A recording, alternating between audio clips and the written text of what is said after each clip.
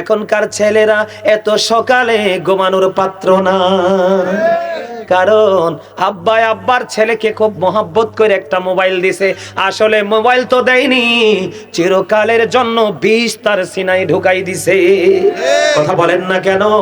এই মোবাইল মানুষকে অসুস্থ করে রাখছে। আমার দিকে তাকান বন্ধু, আমি আপনাদেরকে বলে দেই, বাবা যারা হয়েছেন, মা যারা হয়েছেন, এবং যারা কয়দিন পরে বাবা হবেন, বাবা হওয়ার সম্ভাবনা যারা রয়েছেন, আমি তাদেরকে বলতে চাই, every parent should take care their children very carefully. প্রত্যেকটা পিতামাতার উচিত তাদের সন্তানের দায়িত্ব যত্ন সহকারে পালন করা।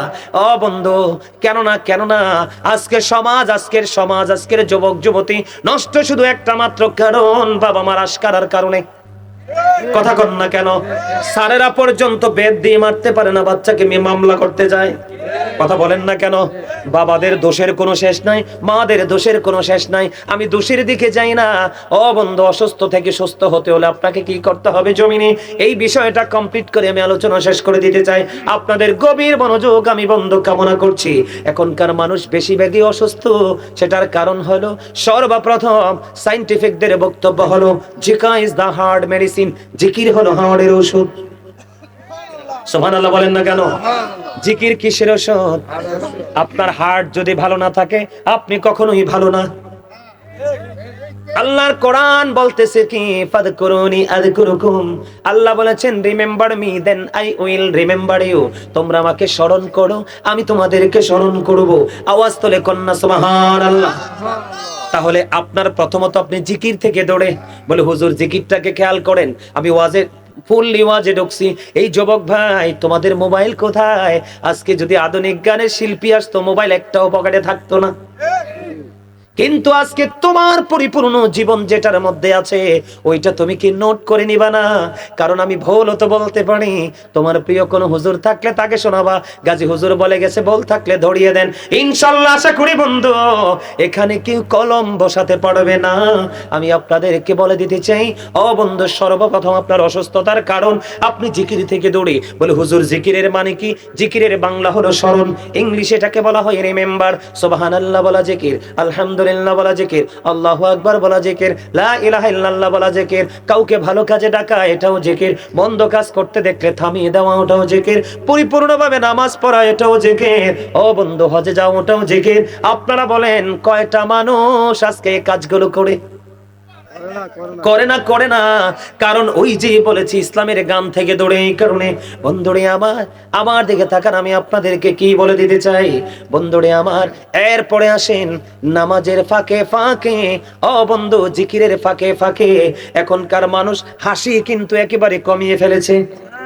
কথা বলেন না কেন? এখনকার মানুষ আগের যুগের মানুষের মতো হাসি খুশি নয়। বন্ধু, যুবক বন্ধু রে, তোমাদেরকে সিরিয়াসলি বলছি রে, তোমরা আমার ছাত্রের বয়স, আমি তোমাদেরকে বলছি, হৃদয় থেকে তোমরা কান খুলে শোনো। এই কারণে আগের যুগের মানুষের খাবারের তুলনায় এখনকার মানুষের খাবারের স্বাদ নাই। আগের যুগে খাবারের মধ্যে যে স্বাস্থ্যের জন্য উপাদান ছিল, এনার্জি ছিল, সেই তুলনায় একেবারে জিরো টলারেন্সে আমরা একেবারে জিরোতে আছি, ঠিক কিনা বলে? বন্ধুরে আমার, আগের দিনের মায়াস, মানুষ সুস্থতার সাথে লং টাইম বেঁচে থাকতো।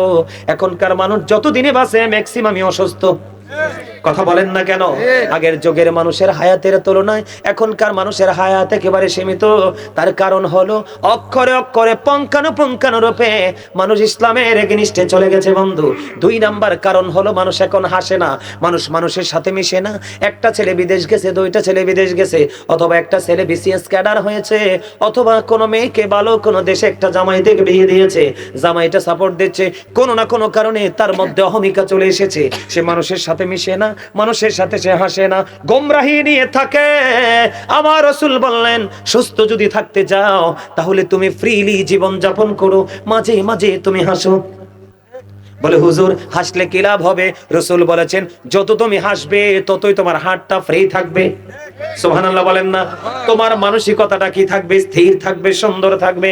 একটা মানুষের হার্ট যত ফ্রি, বন্ধু, তার জীবন তত সুন্দর। এখনকার ম্যাক্সিমাম মানুষই অহংকার করে চলে। এবার আসেন 3 নাম্বার কারণ, সুস্থ থাকতে হলে আপনাকে বন্ধু সকাল সকাল যত ঘুম থেকে উঠবেন, যত সকাল আপনি ঘুম থেকে উঠবেন তত বেশি আপনি সুস্থ থাকবেন। বলে হুজুর কেন গো, কেন গো? সূর্য ওঠার সময় যদি আপনার গায়ের মধ্যে একটু রোদ লাগতে পারে তাহলে আপনার শরীরে ঢুকে যাবে ভিটামিন ডি। এখনকার দেখবেন ম্যাক্সিমাম মানুষ, ও বন্ধু, অল্প বয়সী বাচ্চারা পর্যন্ত, ও বন্ধু, তাদের পায়ে ব্যথা করে, হাতে ব্যথা করে তাদেরকে মেসেজ দিতে হয়, ঠিক কিনা বলে? ম্যাক্সিমাম বাচ্চা, ম্যাক্সিমাম যুবকদের শরীরে ভিটামিন ডি এর অভাব। কারণ সে সকালে ওঠে না, সে ঘুমিয়ে থাকে বন্ধু। এরপরে বড় কথা হলো, আমার রাসূল মা খাতুনে জান্নাত ফাতেমার ঘরে চলে গেলেন। মা, মা গো, আপনি উঠেন, তাড়াতাড়ি ওঠেন, আপনি ঘুমিয়ে থাকবেন না। অথচ মা খাতুনে জান্নাত সম্পর্কে রাসূল বলেছেন, ও বন্ধু, আমি আজকে এই বলরামপুরের আমার মা, আমার বোনদেরকে, আমি আমার ভাই বাবাদেরকে হৃদয় থেকে বলছি, হৃদয় উজাড় করে শোনো গো। আজকের ওয়াজ যদি হৃদয় থেকে শুনতে পারো, এই জীবনে কোনোদিন তোমার ঈমান কেউ হরণ করতে পারবে না, আমি বলে দিতে চাই। অথচ রাসূল বলেছেন, ফাতেমা তো সাইয়্যিদাতু নিসাই আহলিল জান্নাহ। আমার রাসূল বলেছেন, mother Fatima is the leader of females in জান্নাহ। মা খাতুনে জান্নাত, জান্নাতে সকল মুমিনাদের সরদারিনী। তারপরেও আমার রাসূল মাকে বললেন, মা মা মা, আপনি উঠেন, ঘুমিয়ে থাকবেন না। কেন ঘুমিয়ে থাকবো না? আমার রাসূল বলে দিলেন, ও বন্ধু, আমার দিকে তাকান। সুবহে সাদেক থেকে সূর্য ওঠা পর্যন্ত, ওই সময় পর্যন্ত আল্লাহর বান্দার জন্য রিজিক বন্টন করে। জোরে জোরে কন্যা সুবহানাল্লাহ, আর জোরে বলেন না সুবহানাল্লাহ। তাহলে আপনারা বলেন, এখনকার মানুষ কি সকাল সকাল উঠেনি? আরো জোরে বলেন না। আপনি যেমন আল্লাহর রাসূলের আইন থেকে দূরে চলে গেছেন, আপনার বডিতে আল্লাহ রাব্বুল আলামিন এমন এক বিমার বন্ধু ঢুকিয়ে দিয়েছে রে, ওই বিমারের কারণে আপনার চোখের সামনে খাবার আপনি খেতে পারছেন না। অত্যন্ত অভিশপ্ত একটা বিমার হলো ডায়াবেটিস। কথা বলেন না কেন? আল্লাহ রাসূল বলেছেন, যত তুমি ইসলাম থেকে দূরে যাবে, ধর্মীয় চর্চা থেকে দূরে চলে যাবে, মানুষকে কন্টিনিউ তুমি ঠকাতে থাকবে, নতুন নতুন গজব আসবে, নতুন নতুন রোগ পৃথিবীতে আসবে, যে রোগের খবর তোমার পূর্বপুরুষরা কোনোদিন শুনে নাই। করোনার কথা কি কেউ শুনেছে? ও বন্ধু, এখন একটা বের হয়েছে নিপা ভাইরাস। কি ভাইরাস? দাদু ভাই আপনি বলেন, আপনারা বলেন, এখানে আমার দাদু ভাইরা যারা আছেন, আপনারা কি আপনাদের সন্তানদেরকে খেজুরের রস সকালে না খাওয়াইছেন না? কথা বলেন না কেন? ও বন্ধু, আব্বা, আমার আব্বার কথা বলি। আমার আব্বা যখন শীতের দিন আসতো, প্রায় সময় আমার নানার অনেক খেজুর বাগান ছিল আমাদের বাড়ির পাশেই বন্ধু। আব্বা কি করতেন, নানাও পাঠাতো, আমার আব্বাও প্রায় সময় কাঁচা খেজুরের সেনে আমাদেরকে বলতো, সকাল সকাল খালি পেটে খাও।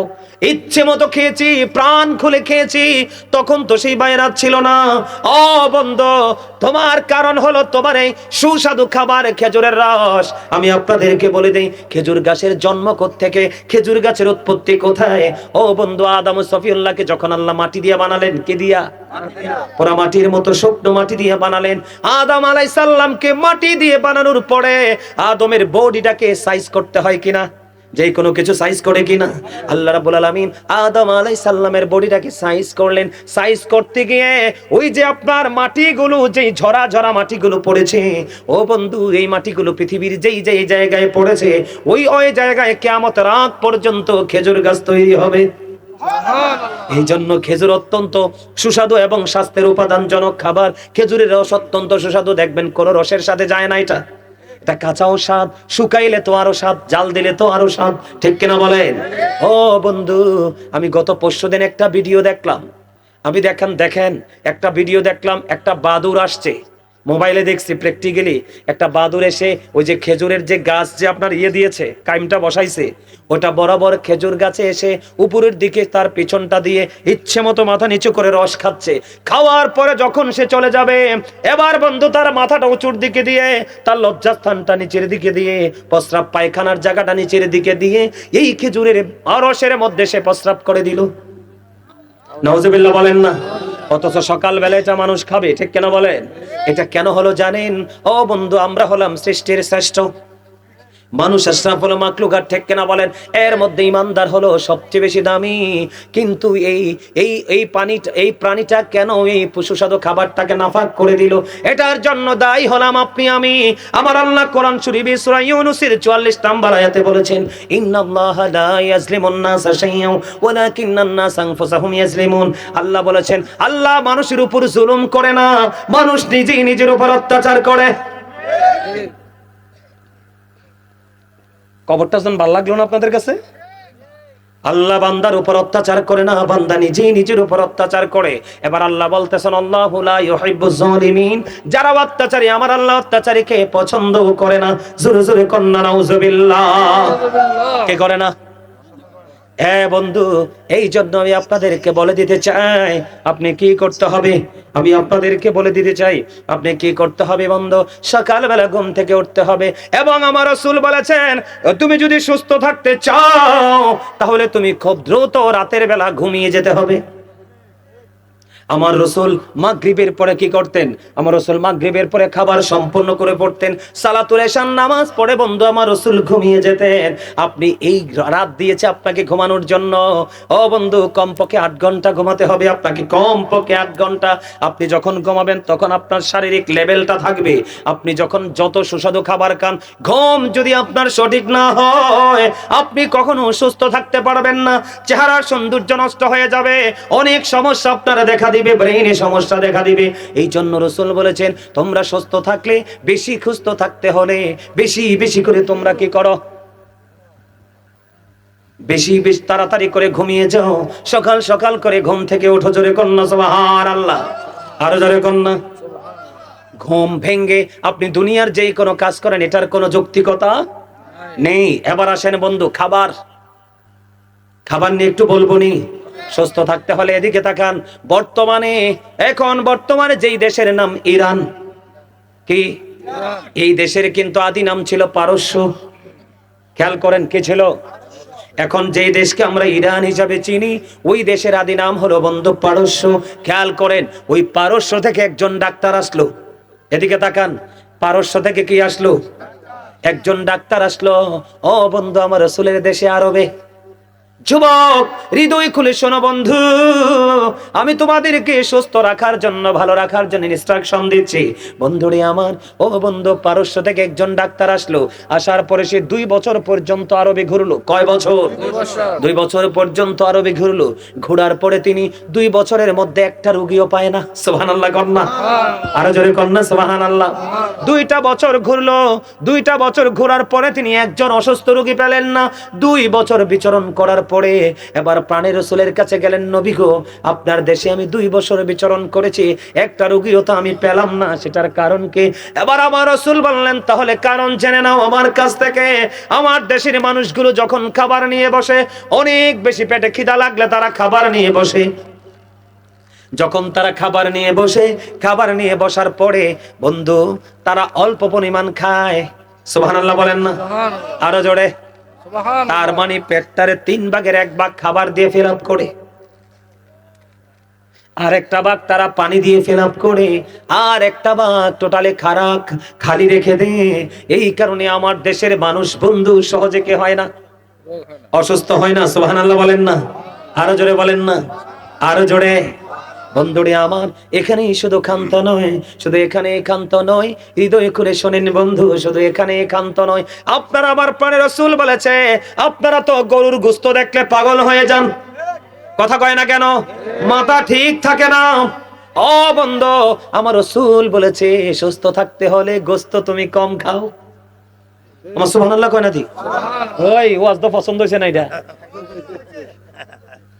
কি? আমার রাসূল বলেছে সুস্থ থাকতে হলে তোমরা গোশত কম খাও। বলে হুজুর কারণটা কি? ও বন্ধু কোটি টাকা দিয়ে আপনারা এই মেসেজ পাবেন না, কোটি টাকা দিয়ে তথ্য আপনারা পাবেন না। কেন আমরা গোশত কম খাবো গো রাসূল? কেন আমরা গোশত কম খাবো? আমার রাসূল বলেছেন একটা পশুর শরীরে যত মেডিসিন তোমরা দাও, কি দাও? ওষুধ দেন কিনা? ট্যাবলেট খাওয়ান কিনা? ইনজেকশন দেয় কিনা? স্কিনে কোনো সমস্যা হলে ওষুধ খাওয়ায় কিনা? এই জন্য বন্ধু তুমি পশুর বডিতে যত ওষুধ দিচ্ছ সব ওষুধ বন্দি গোশতের মধ্যে যাচ্ছে। আর রাসূল বলেছেন তোমরা বেশি বেশি করে দুধ খাও। সুবহানাল্লাহ বলেন না।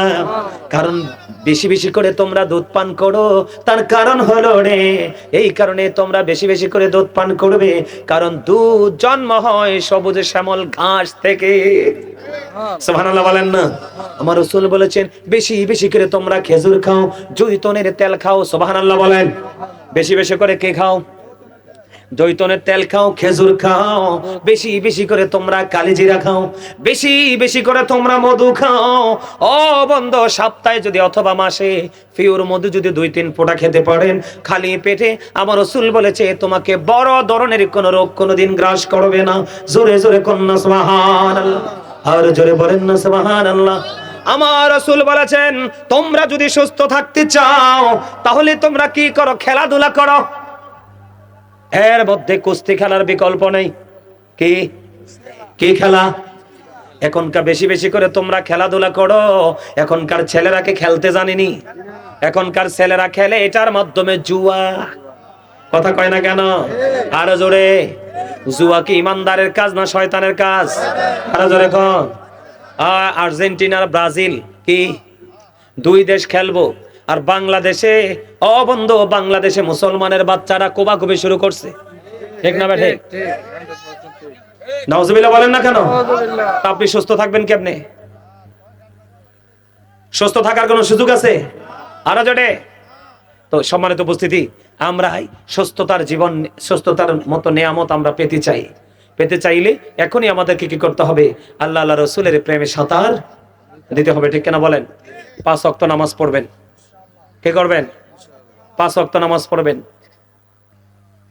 আর যুবকদেরকে বলি জিন্স প্যান্ট পরা আজকে থেকে ছেড়ে দিবেন, কারণ এই জিন্স প্যান্টকে আপনি কোনোভাবে বৈধ করতে পারবেন না। কোরআন থেকে প্রমাণ।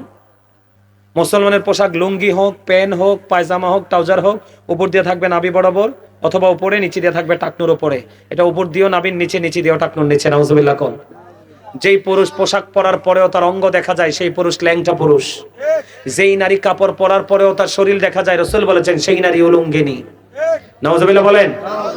5 ওয়াক্ত নামাজ পড়বেন, হালাল পথে রোজগার করবেন, মা বাবার সাথে ভালো সম্পর্ক রাখবেন, সব সময় সদা সত্য কথা বলবেন।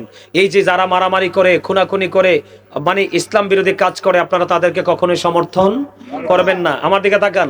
আপনি জানেন একটা মানুষ অত্যাচারী, একটা মানুষ জানেন একটা মানুষ আপনার ঈমান খেয়ে ফেলবে, জানার পরেও দুনিয়া স্বার্থের জন্য যদি আপনি তার সাথে মিশেন, আল্লাহ রাসূল বলেছেন সে মুসলমান থেকে সাথে সাথে খারিজ হয়ে যায়। নাউজুবিল্লাহ বলেন। আরো জোরে বলেন। আমরা সকল অপরাধীকে বয়কট করে ন্যায়পরায়ণ মানুষগুলোর সাথে সম্পর্কের বন্ধন তৈরি করে আমরা বাঁচতে চাই। আল্লাহ যেন আমাদেরকে সে তৌফিক দান করে। সকলে বলুন আমিন। আরো জোরে বলেন আমিন।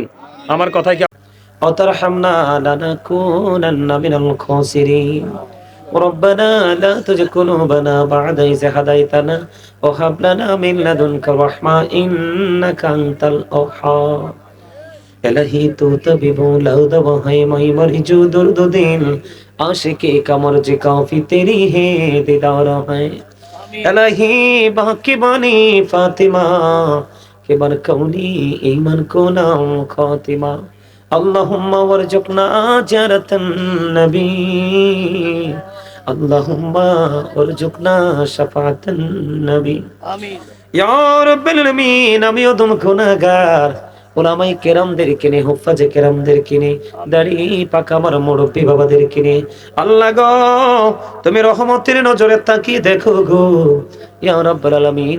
অসংখ্য যুবক ভাইদেরকে নিয়ে, পর্দার অন্তরালে আমার মা বোনদেরকে নিয়ে আল্লাহ, এখানে অনেক অপ্রাপ্ত বয়স্ক আছে গো, যাদের এখনো আমল করার বয়স হয়নি।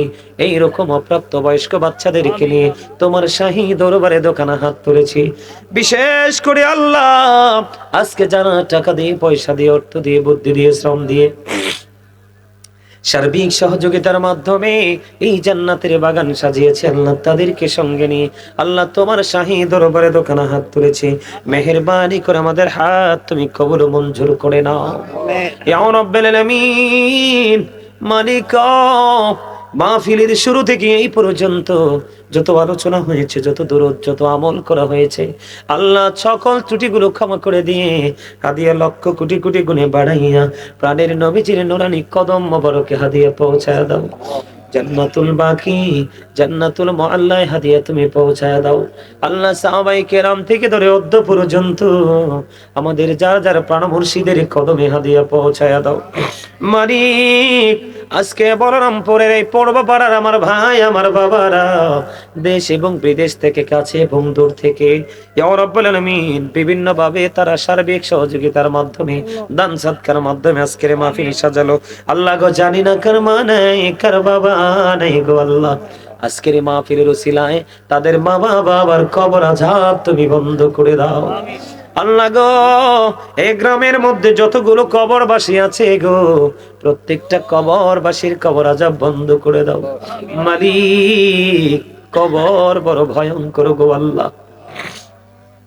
আল্লাহ গো গভীর ভাবে চিন্তা করে দেখেছি মালিক, বিজ্ঞান পৃথিবীর প্রত্যেকটা জায়গায় চলে যেতে পারে গো, কিন্তু এই 3.5 হাত মাটির ঘরে যাইতে পারে না।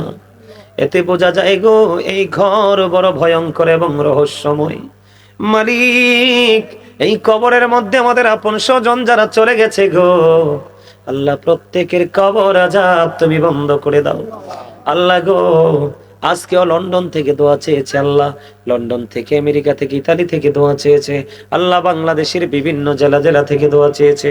প্রতিদিন কত ভাই বাবারা মা বোনেরা দেশ থেকে বিদেশ থেকে দোয়ার প্রার্থী হয়ে গো, তাদের সবাইকে তুমি কবুল ও মঞ্জুর করে নাও। সকলের জীবনের গুনাহ মাফ করে দাও, আয়াতের মধ্যে তুমি বরকত দিয়ে দাও মালিক।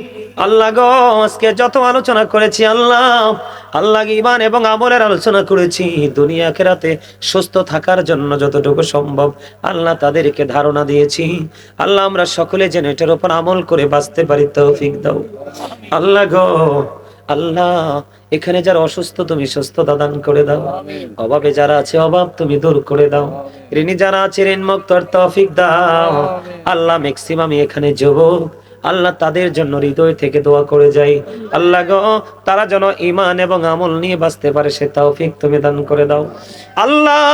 এই গ্রামের যুবকগুলো যেন আল্লাহ মোবাইল নামক অভিশপ্ত বিষাক্ত জিনিস থেকে যেন বাঁচতে পারে সেই তৌফিক তুমি দান করে দাও আল্লাহ। তারা শুধু প্রয়োজনে ইউজ করবে এমন মানসিকতা তৈরি করে দাও আল্লাহ গো। এই মোবাইল নামক বিষাক্ত বস্তু আমাদের ঈমানদারকে ধ্বংস করে দিয়েছে এবং ঘর এবং বাহির নারী এবং পুরুষ সবাইকে চিরধ্বংস করার জন্য তার প্রান্তে নিয়ে গেছে আল্লাহ গো। আমরা যেন কোরআন হাদিসকে ফলো করতে পারে, আলেমদের সাথে প্রেমের ডুরি লাগাইয়া জীবনকে পরিচালনা করতে পারে সে তৌফিক তুমি দান করে দিও আল্লাহ। যুবকরা যারা পড়াশোনা করছে তুমি জ্ঞান শক্তি বাড়াইয়া দাও আল্লাহ, যারা বিদেশ যেতে চায় যাওয়ার ব্যবস্থা করে দাও এবং যারা বিদেশে আছে মালিক আল্লাহ তাদের সবাইকে তোমার কুদরতে তুলে দিলাম, জামিন তুমি আল্লাহ নিজে হয়ে যাও আল্লাহ গো। যারা চাকরির প্রত্যাশা করেছে ব্যবস্থা করে দাও ও মালিক। অনেক বাবা মা অনেক বড় বিপদে আছে, ঘরে উপযুক্ত মেয়ে আছে বিয়ে দিতে পারে না গো আল্লাহ, যোগ্য এবং দক্ষ পাত্রের হাতে যেন মেয়েটাকে তুলে দিতে পারে সেই তৌফিক দান করে দাও আল্লাহ গো। এই সমাজের মধ্যে জিনা ব্যভিচার সমকামিতা বেড়ে চলেছে, এটার জন্য আমি দায়ী করতে চাই বাবা মাকে। অনেক বাবা মা আছে সন্তান সব দিকে পরিপূর্ণ থাকার পরেও বিয়ে দেয় না আল্লাহ গো, সেই যৌন চাহিদা মেটানোর জন্য পাগল হয়ে যায় আল্লাহ। বাবা মার মনের গুরি শুভ বুদ্ধির উদয় তুমি করে দাও, উপযুক্ত হলে ছেলেদেরকেও যেন বিয়ে দিতে পারে আল্লাহ। আল্লাহ ঘরে ঘরে যেন নামাজি সন্তান তৈরি হয়, বাবা মা গুলো যেন সচেতন হয়ে যায় আল্লাহ গো। আজকে 30তম মাহফিল সম্পূর্ণ করে ফেললাম, আমার কাছে মনে হয় তারা ম্যাক্সিমাম লোকই অনেক গান থেকে পিছিয়ে পড়ে আছে আল্লাহ। ইয়া রাব্বুল আলামিন এই গানগুলো ধরে রেখে পথ চলার তৌফিক তুমি দান করে দাও আল্লাহ। গ্রামের প্রত্যেকটা ঘরে ঘরে তুমি রহমত বর্ষণ করে দাও ইয়া রাব্বুল আলামিন। মেহেরবানি করে গোটা পৃথিবীর মুসলমানকে তুমি কবুল করে নাও, যারা কবরে চলে গেছে প্রত্যেকের কবর আযাব বন্ধ করে দাও আল্লাহ গো। আজকে আসার সময় আমার একজন প্রিয়জন আল্লাহ ইয়া রাব্বুল আলামিন ফোন দিয়ে বলেছে আমার পছন্দের কিছু গ্রহণ করার জন্য আল্লাহ। পছন্দের কিছু গ্রহণ করা তো বড় নয়, সে অনেক দূর থেকে ফোন দিয়েছে আল্লাহ। তার হৃদয়ে ভরা ভালোবাসা শুধু তুমি এবং তোমার হাবিবের জন্য আমাকে ভালোবাসে গো আল্লাহ।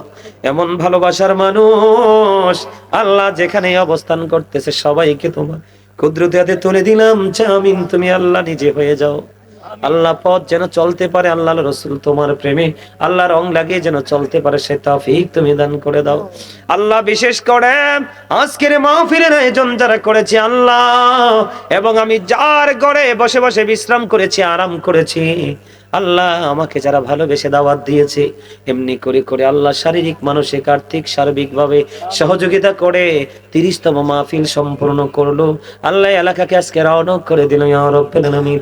আল্লাহ গো, এই তাদেরকে তুমি কবুল মঞ্জুর করে নাও, তাদের সবাইকে তোমার কুদরতে তুলে দিলাম, তাদের জামিন তুমি আল্লাহ নিজে হয়ে যাও মেহেরবানি করে ইয়া রাব্বুল আলামিন। এই মাহফিলটা কিয়ামত পর্যন্ত তুমি দায়ম কায়েম করে দাও আল্লাহ, মেহেরবানি করে ইয়া রাব্বুল আলামিন। আল্লাহ ইয়া পাক পরওয়ারদিগার মানিক, কত মানুষ হাত তুলেছে গো আল্লাহ, জানি না কে জানি তোমার মাহবুব বান্দা, তোমার মাহবুব বান্দার ওসিলা আজকের মাহফিলটাকে তুমি কবুল করে নিয়ে সকলকে তুমি নিষ্পাপ বানাইয়া বাড়ি পৌঁছে দাও।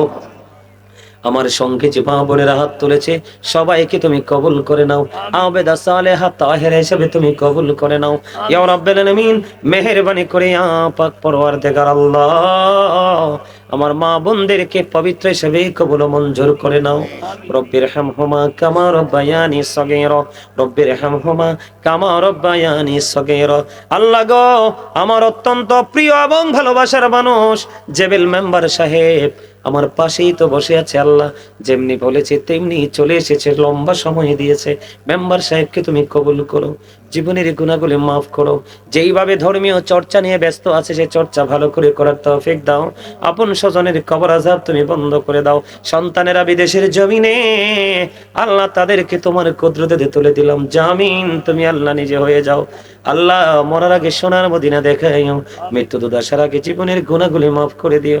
যেদিন আখিরি বিছানায় শুইব, মৃত্যু দূত আমাদের সামনে এসে হাজির হবে, ওই কঠিন বিপদের দিনে প্রাণের নবীজির নুরানি চেহারা মোবারক দেখাইয়া আমাদের প্রত্যেকের জবানে ও কলবে জারি করে দিও মধুর কালিমাটুকু লা ইলাহা ইল্লাল্লাহু মুহাম্মাদুর রাসূলুল্লাহ।